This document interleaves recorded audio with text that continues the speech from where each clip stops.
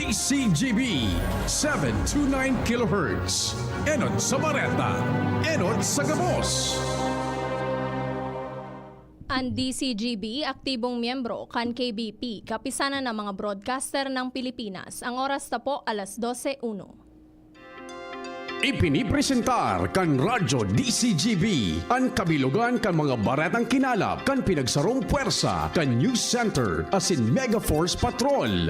DCGB Bareta alas 12. DCGB Bareta alas 12. Mga pinakahuring pangyayari sa Kabikolan, sa nasyon asin ibang parte kan kinaban. Ibabareta na ngunyan. DCGB Bareta alas 12. Ngunyan ang sa inyong tagapagbareta.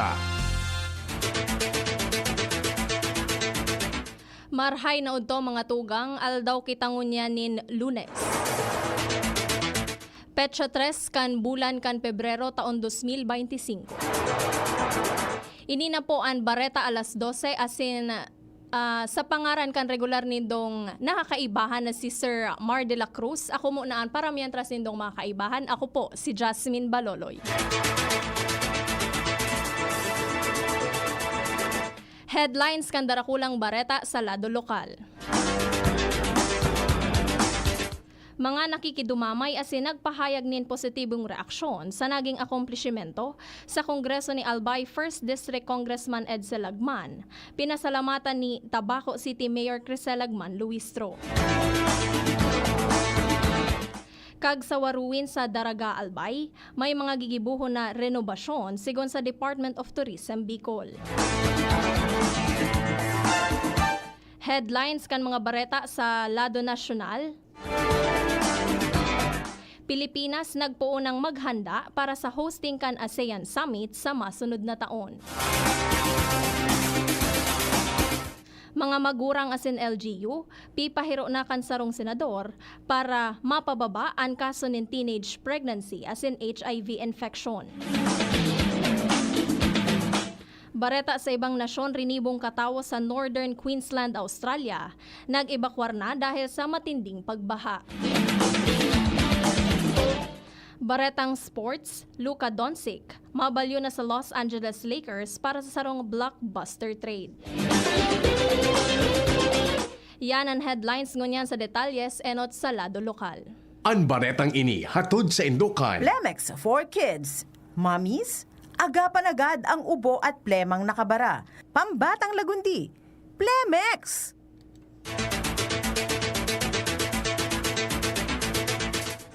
Pinasalamatan ni Tabaco City Mayor Crisel Lagman Luistro ang gabos na nagpaabot nin pakikidumamay asin pagmundo sa pagagadan kan sa iyang ama na si 1st District Congressman Edsel Lagman. Sa pakikipaghuron kan DCGB News kay Luistro, sinabi ka ini na natural para sa inda ang pagmundo dahil sa pagkawara kan sa indang padre de pamilya alagad na ugmasinda sa mga nare-resibing pag-omaw asin positibong reaksyon sa mga naging akomplishmento sa laog nin 29 taon sa Kongreso. Sigon kay Luistro na dakulang onra ang dinarakan sa iyang ama sa Primer Distrito, magin sa mga kaibahan niya sa Kongreso asin nakapag-engganyar na makiaram sa mga isyu na makakaapektar sa sosyudad.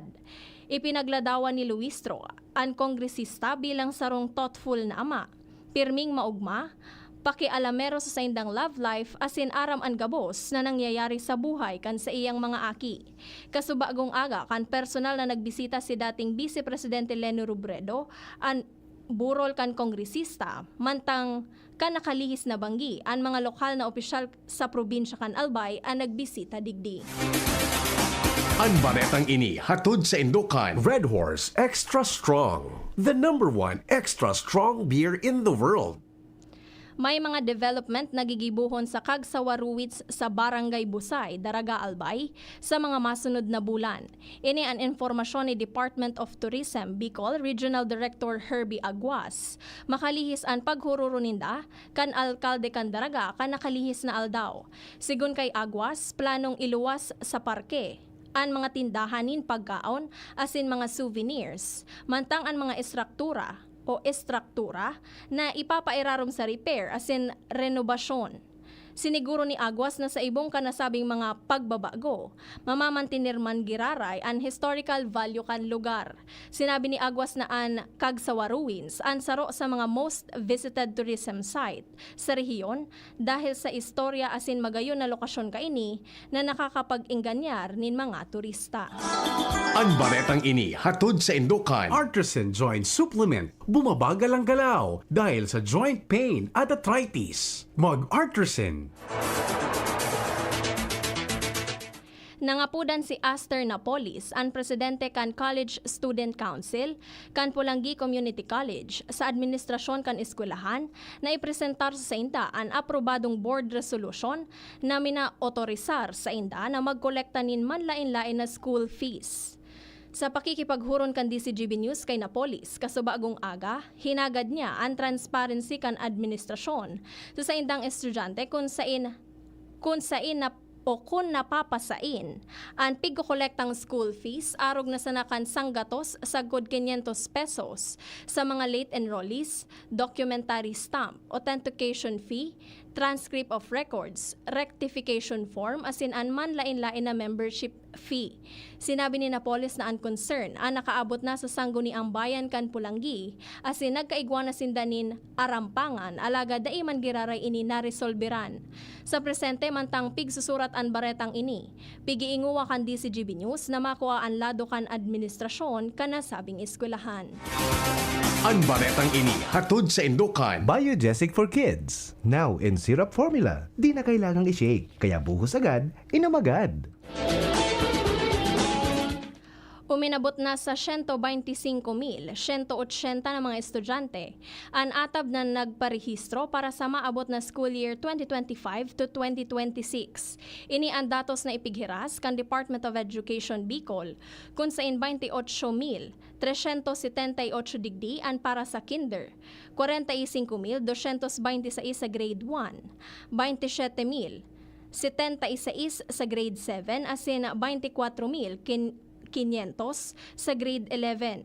Piglalaoman kan ahensya na maabot sa 550,827 ang mga enrollees sa nasabing mga grade levels. Sigon sa DepEd Bicol, nahilinganin paghalangkaw ang numero kan mga estudyante na nagpaparehistro sa probinsya kan Camarines Sur asin Masbate City. Ang baretang ini hatod sa Indukan. Ginebra San Miguel. Kabayani kita sa One Ginebra Nation. Arestado ang sarong newly identified drug personality sa ikanasang drug buy-bust operation kan Legazpi City Police Station katuwang ang PDEA Albay Provincial Office sa Barangay 42, Rawis, Legazpi City. Sa press release kan Hepatura, ang suspect anamidbida na si alias Siguel, 20 anyos, residente kan Barangay 32, San Roque, Legazpi City. Dinakop ang suspect makalihis an makabakal ang mga operatiba nin sarong pigtutubudan na shabu. Apara pa kaini nakuha sa iyang posisyon ang duwa pang sachet nin droga na may timbang na poko mas o menos 10 gramo. Sa presente nasa kustodya ini kan Hepatura asin makakahampang sa kasong pagbayolar sa Republic Act 9165 o Comprehensive Dangerous Drugs Act of 2002. Ang baretang ini hatod sa Indukan. Hatid po sa atin ng RightMed dahil gusto ng RightMed na gumaling kayo. Pigkakarkulong sobra sa 1.2 milyon pesos na kantidad nin illegal na droga ang na-recover kan Police Regional Office sa ikinasang anti-illegal drug operation sa Bicol poon kan Enero 28 sagod Pebrero 2 taon 2025. Sa weekly accomplishment report na ipinaluwas kan komandansya nasa 13 na operasyon ang ikinasa sa manlain-lain na parte kan rehiyon dahilan para madakop ang 15 individual na imbuelto sa illegal na droga. Na-recover sa sainda ang 183.4 gramo nin shabu asin 3 gramo naman nin dahon nin marijuana. Siniguro naman kan komandansya na padagos ang saindang kampanya kontra illegal na droga sa rehiyon para sa salbadong komunidad. Ang baretang ini hatod sa Indukan. Noon hanggang ngayon, lamang ka sa malaman. 35 mga barangay sa probinsya kan Albay ang pigbibisita kan mga personahes kan Albay Electric Cooperative Incorporated para sa massive disconnection activity ngunya na aldaw. Sa anunsyo na ipinaluwas kan kooperatiba, parte ini kan sa indang padagos na pag-inguwa na masiguro ang patas asin marhay na operasyon. Ang mga account na may outstanding bills sa laog kan ipinagtalaan na panahon ang mapuputulan nin supply nin kuryente. Ang lakdang na ini kaipuhan para mamantinir ang pinansyal na estado kan kooperatiba asin pangatamanan ang interes kan kada member consumer owners. Para may maibitaran na maputulan nin kuryente, ang mga konsumidores ang pwedeng magbayad din konsumo sa saindang mga Aleco Service and Collection Office asin mga akreditadong payment centers para sa makaskas na transaksyon. Ang baretang ini hatod sa Indukan. Plemex. Pag may ubo o hika, Plemex agad. Basta lagundi, Plemex. Makaskas ang patrabaho kan Department of Public Works and Highways sa widening sa tercer distrito kan Albay. Ini ananotaran kan DCGB News, partikular na sa tuburan kan Ligao City asin Barangay Banao kan Ginubatan Albay. Enot na ginibo ang pagpapahiwas kan tinampo para may mahiwas na espasyo ang mga bihikulo na maagi digdi, oras na po na naman ang pag-irahay asin reblocking sa tahaw kan tinampo. Sa pakikipaghuron man kan DCGB News sa mga motorista, naglalaom sinda na matatapos tulos ang patrabaho, lalo na ngunya na panahon nin tag-init para man maibitaran ang magabat na bulos kan trapiko sa lugar. Nakapagtaunan nin tabang ang Department of Social Welfare and Development Bicol sa tulong pamilya na naapektaran nin solo sa Purok 2 Barangay Binodegahan, Piuduran, Albay. Sigon sa DSWD Bicol, ang saindang Disaster Response Management Division, nagdaranin mga family food packs, hygiene kits, family kits, kitchen kits, sleeping kits, tubig, collapsible water containers as in mga laminated sacks na kabilugan na kantidad na sobra sa 27,000 pesos. Dugang padigdi ang 10,000 pesos na pinansyal na asistensya sa paagi kan Assistance to Individuals in Crisis Situations o AICS program kan ahensya. Yan mga tugang ang primerong parte kan Bareta alas 12 ang Bareta sa lado nasyonal, ibang nasyon, sports asin iba pa makalihis kaini. Ubo ng anak, nakababahala, baka plema. Para dyan, Plemex for Kids ang pambato ko. Ang Plemex for Kids ay gawa sa lagundi, tinutunaw at pinalalabas ang plema. Ginhawa para sa bata, peace of mind para kay mommy. Camille Pratsiambao po, nagfi-flex for Plemex. Pambatang lagundi, Plemex! Vitex Segundo L is the generic name of Plemex for kids. If symptoms persist, consult your doctor. Mommies, agapan agad ang ubo at plemang nakabara. Pambatang lagundi, Plemex! Ang numero 1 kailangan sa ngayon, extra strong ka dapat para di ka mawasak ng anumang hamong ibigay sa'yo. Ang hanap ng Red Horse Beer, extra strong na tulad mo. Lakas. Tama. Kayang tumindig at harapin ang mga pagsubok na parating.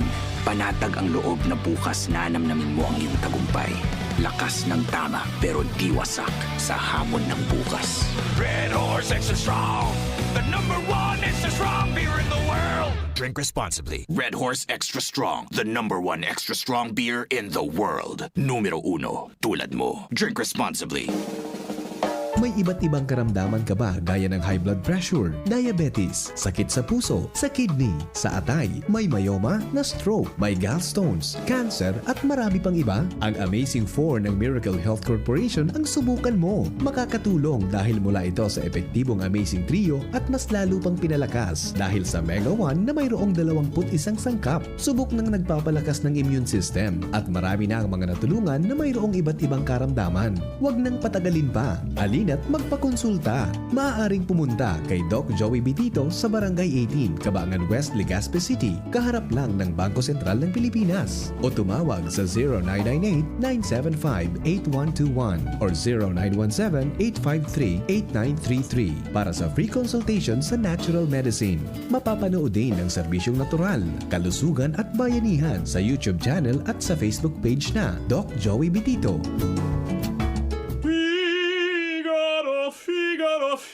Birit na sana kaso parang may gumagasgas. Ganyan ang ubong may plemang mahirap ilabas. Mag-Plemex Forte Syrup. Gawa sa natural na lagundi. Tinutunaw ang plema. Pinipigil ang ubo. Ramdam ang hagod ng ginhawa. Sing your heart out. Basta lagundi, Plemex. Mabibili ang Plemex Forte Syrup 60ml at 120ml sa mga pangunahing butikan nationwide. Vitex Nagundo L is a generic name of Plemex Forte. If symptoms persist, consult your doctor.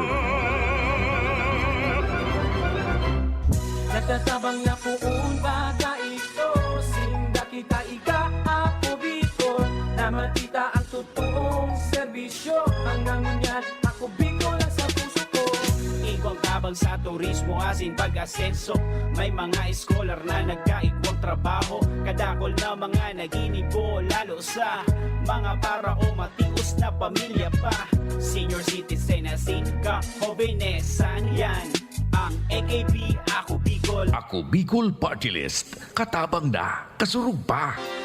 Inihahatod sa inyo kang Department of Environment and Natural Resources, Regional Office No. 5, ang programang Kapalibutan Ta at Tamanon Ta. Kapalibutan Ta at Tamanon Ta. Programang magtataunin informasyon asin kaaraman, manungod sa satuyang kapalibutan, asin sa mandato kan Department of Environment and Natural Resources. Sa tunghinanyugon, kada Huwebes alas 11 sagkod alas 12 nin pagkaudto, Kapalibutan Ta at Tamanon Ta. Hatod sa inyo kang DENR Regional Office 5 asin kan istasyon na ini.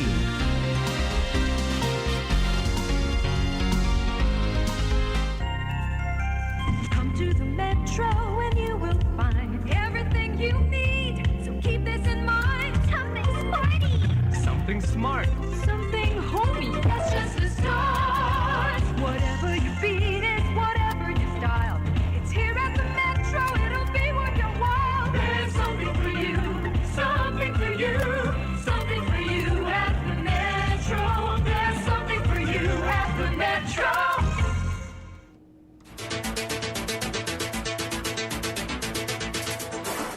Detalles kan mga bareta sa lado nasyonal. Nagpuo na ang gobyerno na maghanda para sa hosting kan Pilipinas kan Association of Southeast Asian Nation o ASEAN Summit sa masunod na taon.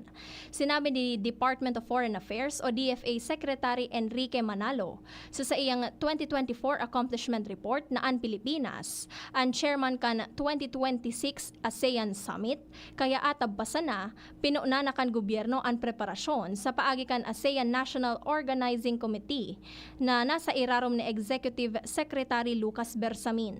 Sinabi niyang urual daw nagtitiripon sinda para maplansya asin magiging areglado ang preparasyon para sa 2026 ASEAN Summit. Kaibahan sa mga pigahandaan na pangenot na issue para sa mahiwasan na deliberasyon kan mga state leader na maatindir sa summit iyo ang sitwasyon sa Myanmar, Code of Conduct sa South China Sea, asin ang membership kan East Timor o Timor-Leste sa ASEAN. Ipinaliwanag ni Manalo na ang magiging pakinabang kan Pilipino sa ASEAN Summit iyo ang economic cooperation kan mga nasyon na miyembro sa paagi kan komersyo asin investment siring man ang turismo.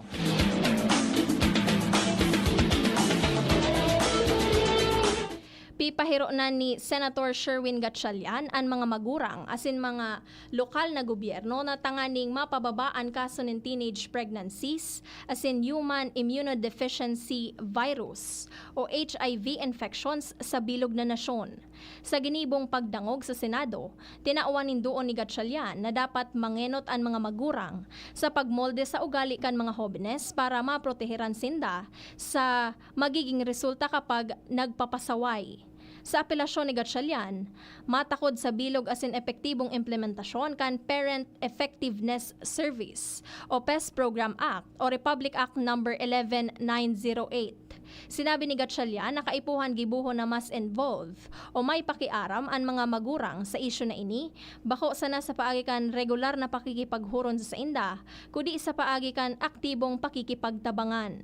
Paliwanag pa kan senador na kapag pinahiro ang mga magurang, mas naipapaaram sa inda ang problema, asin mas matatawan sindanin paagi pag-abot sa kung paano makipaghuron sa mga aki may kinaaraban sa mga sensitibong isyu. Pigo konsiderar kan mga Pilipino na ang pagkrear nin mga trabaho, seguridad sa pagkaon, healthcare, edukasyon asin diretso kan mga obrero ang 5 pangenot na prioridad sa pagpili nin mga kandidato sa eleksyon sigon sa Social Weather Stations o SWS survey. Nagluwas na 94% kan mga Pinoy ang maboto sa mga kandidatong magsusulong nin pagkrear nin mas dakol na oportunidad sa trabaho, siring man ang pagpapautob nin sektor nin agrikultura para masiguro ang seguridad sa pagkaon. Nairehistro man na 93% kan mga Pinoy ang maboto sa mga magpapakusog sa healthcare system kan nasyon. Kaibahan man sa pangenot na nagluwas, ang 92% na Pinoy na maboto sa mga malansar nin patas na pag-access sa edukasyon, asin magsusulong kan diretsyo kan mga obrero, kaibahan ang interes kan mga overseas Filipino workers o OFW. Ginibo ang survey poon Enero 17 sagod Enero 20 sa pangingenot kan Strat-based consultancy.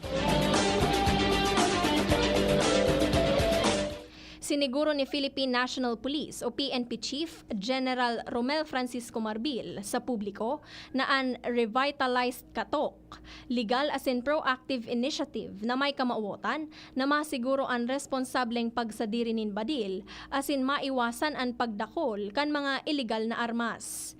Ipinaliwanag ni General Marbil na ang katok, parte kan PNP firearm regulation efforts kung saan personal na pigtatawan nin pagirumdon o pagirumdom ang mga tagsadiri nin badil na may kinaaraman sa indang obligasyon na i-renew o i-depositoan sa indang armas. Kabaliktadan ini sa sahot na magagamit ini sa patakot sa panahon nin eleksyon. Sinabi niyang taon-taon, pigigibo ang programa para masiguro na nagsusunod ang mga gun owners sa Republic Act No. 10591 o ang Comprehensive Firearms and Ammunition Regulation Act. Pinakusugman kan PNP ang sa indang political neutrality asin ang sa indang pangako sa kaligtasan kan publiko.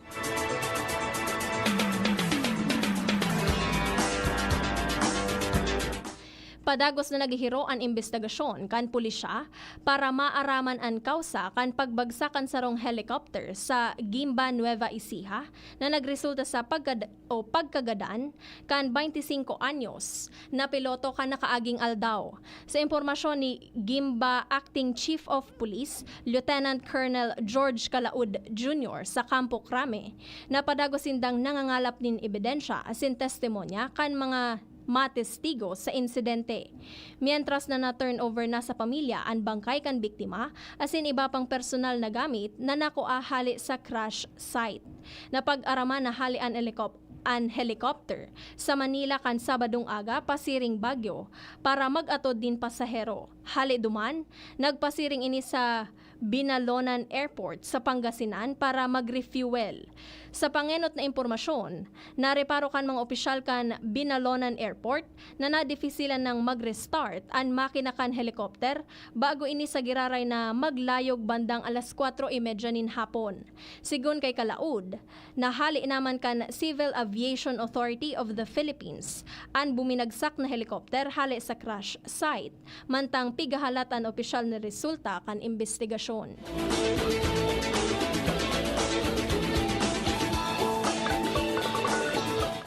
Positibong naihiling kan Philippine Ports Authority o PPA na padagos na marambong asin makusog ang cruise industry sa nasyon ngunya na taon matapos magbisita ang duwang international cruise ship sa nagkapirang pangenot na destinasyon sa Pilipinas kan bulan na Enero.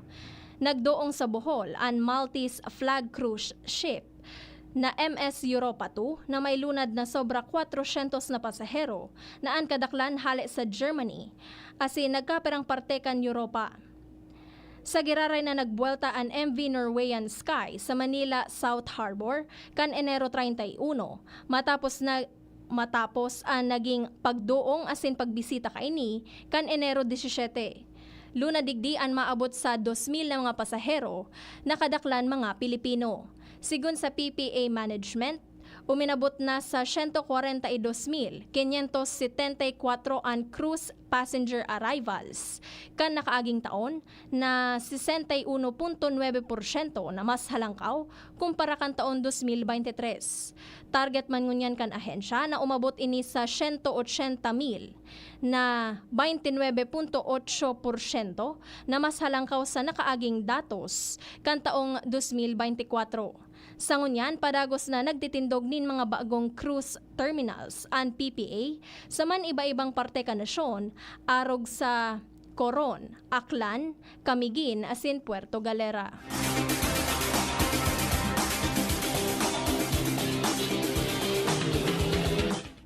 Bareta sa ibang nasyon, nag-ebakwar sa indang mga harong ang nagkaperang ribong katawo sa Northern Queensland, Australia dahil sa namamatayan na matinding pagbaha.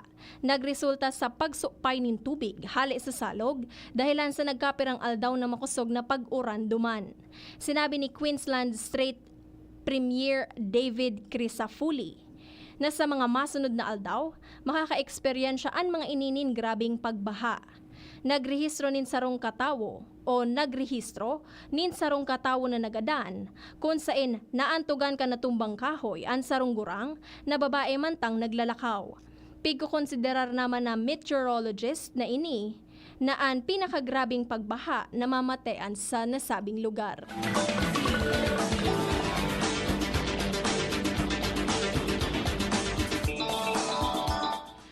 Baretang sports, sasalidahan ni Luka Doncic hali sa Dallas Mavericks, pasiring sa Los Angeles Lakers si Anthony Davis para sa sarong blockbuster trade. Makakaibahan ni Doncic si Maxi Kleber asin Markieff Morris pasiring sa Lakers mantang sina Davis asin Max Christie naman ang mapapaduman sa Dallas. Pigahalat pangunyan ang pag-aprobar kan NBA.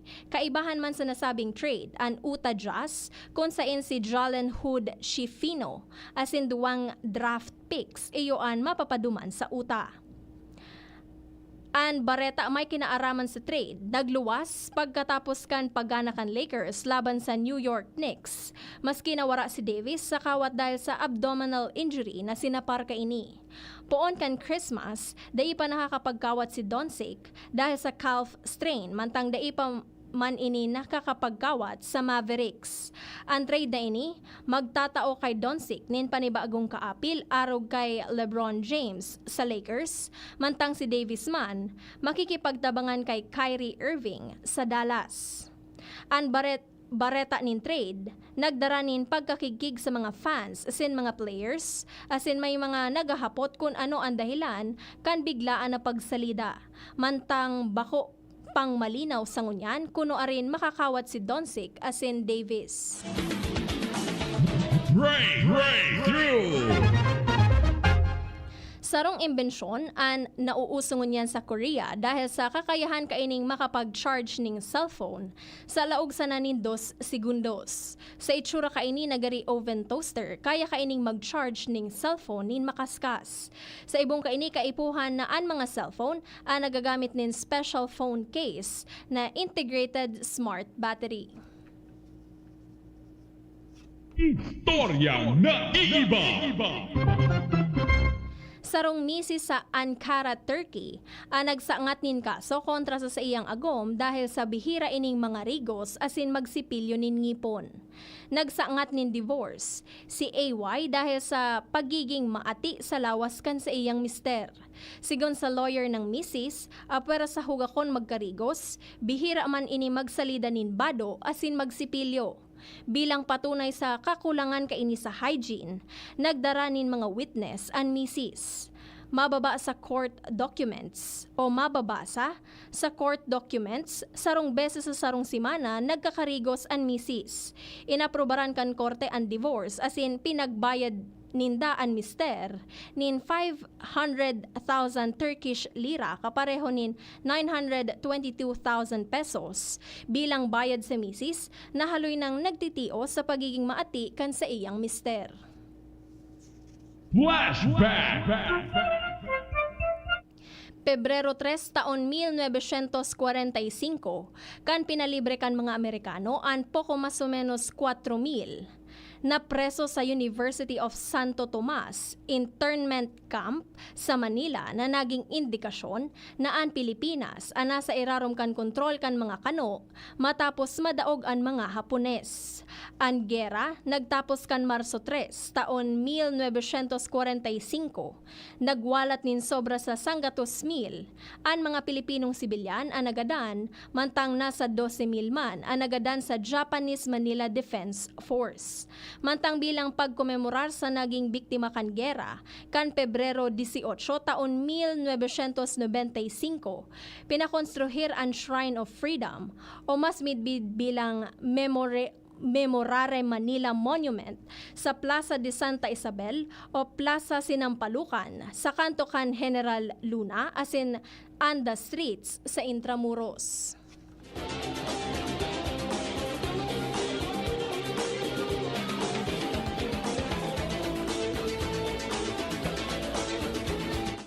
Mga tugang yan po ang bilog na detalles kan mga bareta sa Bareta alas 12. Sa pangaran po kan nagsururat kan Bareta, Angel Mustasa sa Newsbase. Sa lado technical, nakaibahan ta po dyan si Sir Ramir Tanay, ang mga interns as in sa IT si Sir Jerome Nico Martinez. Ako po ang sa indong tagapagbareta. Ako po si Jasmine Baloloy. Salamat kan sa indong pagantabay.